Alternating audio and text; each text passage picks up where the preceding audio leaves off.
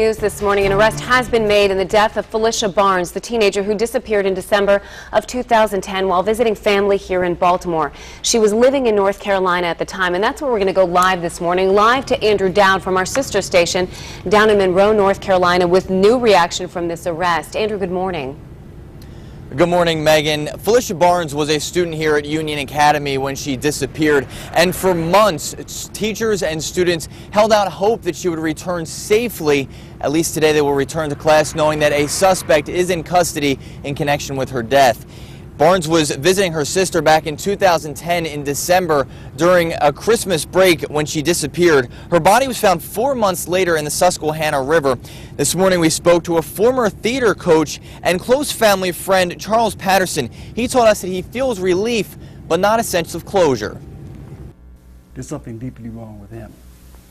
There's a flaw in his character and his makeup, because he's a sociopath and a psychopath and a killer. He had no conscience.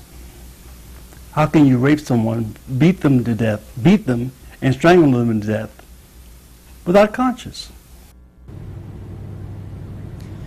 And Barnes's sister's ex-boyfriend, Michael Johnson, is now the primary suspect in this case. At this point, though, police have not said exactly what he is charged with. Megan?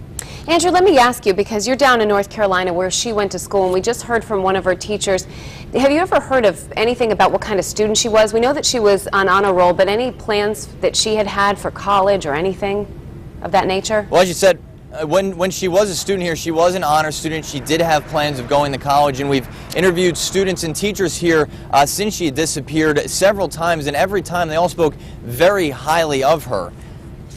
One other question for you, Andrew. This has been such a big story here in Baltimore and in Maryland. It changed the way that the state is going to be looking for and reporting missing children.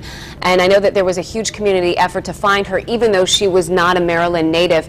How has the story been down in North Carolina? Has it been such a huge story there as well?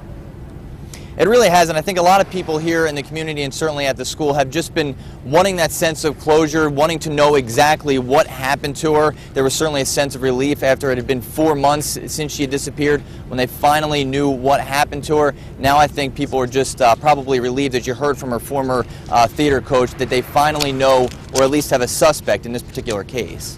All right, Andrew Dowd reporting live from Monroe, North Carolina. Thank you so much.